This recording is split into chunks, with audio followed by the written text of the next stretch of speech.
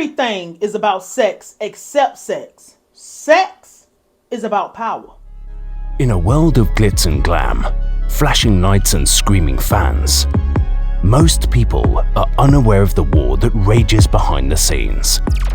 And that war includes your favorite artist and your favorite songs. This is The Dark Side of Songwriting. Hosted by Nayim Edwards.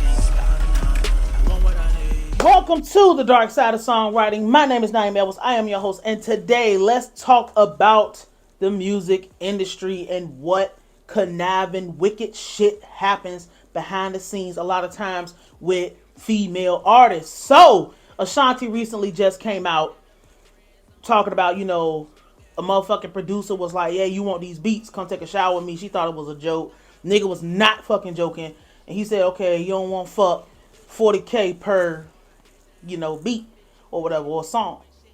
And it's fucked up because that kind of story is kind of like on the lighter end of what a lot of motherfuckers go through and a lot of motherfuckers have to endure behind the scenes because, like I said before the intro played, in this industry, everything is about sex except sex.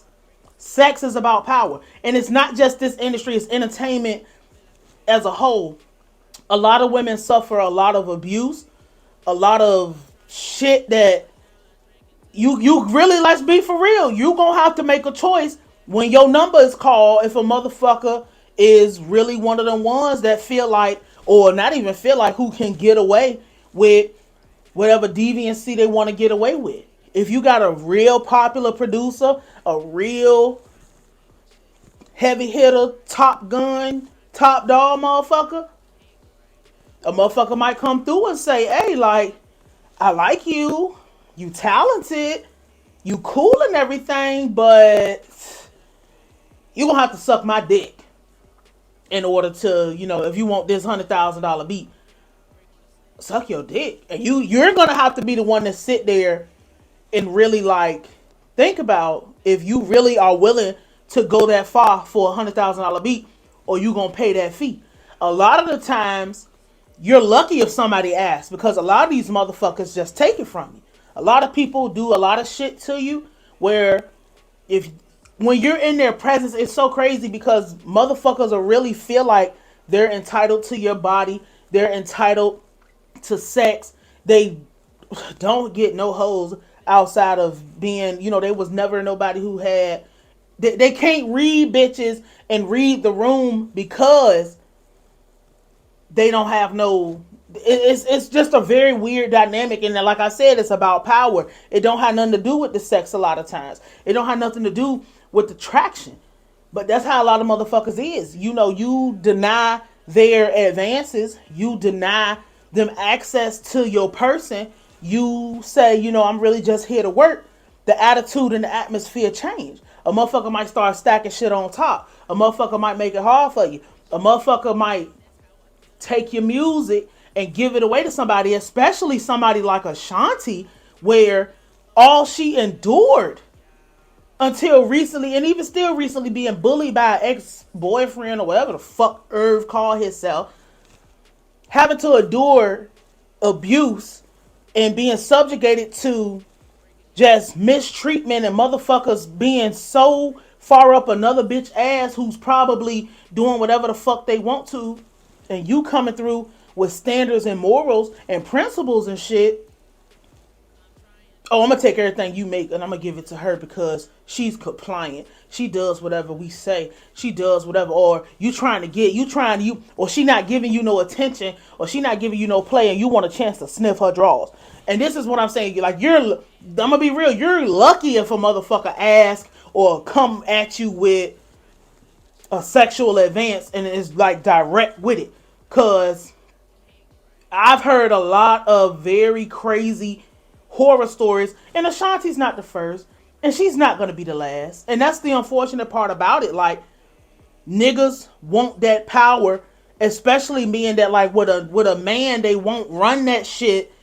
I mean, they might run it if they think you a bitch, or they feel like you'll go, or you'll do anything for it. But like with a woman, a lot of times a motherfucker will be like, I'm so powerful as an executive. I'm so this. Everybody fucking like me. Everybody want to work with me. I'm number one, bitch. Ain't nobody gonna believe you if you come out against me. And if you come out and you say something about me or against me, even the women will turn on you because nobody's going to believe you. And that's what a lot of people suffer in this industry, no matter what you do, whether you produce, whether you write music, whether you are a performing artist, the camera girl, whatever you do, you've probably had some type of run-in with somebody who has some creep shit about them.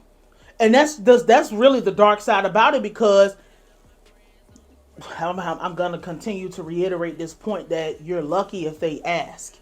Some people get their shit taken from them. Some people wake up with body parts in their mouth. Some people wake up or they have no recollection. You get drugged. You get beat, get your ass whooped because you didn't want to participate in a group act or in a whatever type of act, or a motherfucker thinking that they gonna alley-oop you to somebody else, or hey, you might be able to get this song if you know, bend over and show me something. And then it's just like, let's just say somebody did it the nice way, like they did Ashanti. You do that now, how do you feel about yourself? There's no way you are living in, like, you're living with yourself and you're walking around as yourself. Your career, like, unless, because my thing is with female rap is so crazy because they've made us think that they are willing participants in the prostitution process. They made you believe that they are willing participants in their personal exploitation. But when you go over to R&B, or you go over to pop, or you go over to any other genre that involves women in their respective genre, it's a nigga took something from me. A nigga tried to get me to fuck him. A nigga did something to my mouth. A nigga held me down and did his thing over me. A nigga shelved my career because I didn't want to fuck him. He wouldn't release my music. He's holding me captive in this contract. It's all type of crazy ass shit. Them people over there not making, they're not over in R&B trying to fake like, I'm all good with this prostitute shit. I'm all good with fucking a nigga for what I want. It's all hunky dory. Like, they don't do that. We the only ones who do that and rap like it's okay. But this is not about that. It don't matter because it happens to them too. They're not gonna come out and say XYZ wouldn't, he, like, I had to pay, I got a studio bill after I didn't fuck this nigga. He charged my label XYZ because I ain't fuck him. My CEO at my label ain't do whatever for me. He won't push my records. He won't let me release songs. They blocking my shit in court because I ain't fuck these niggas over here.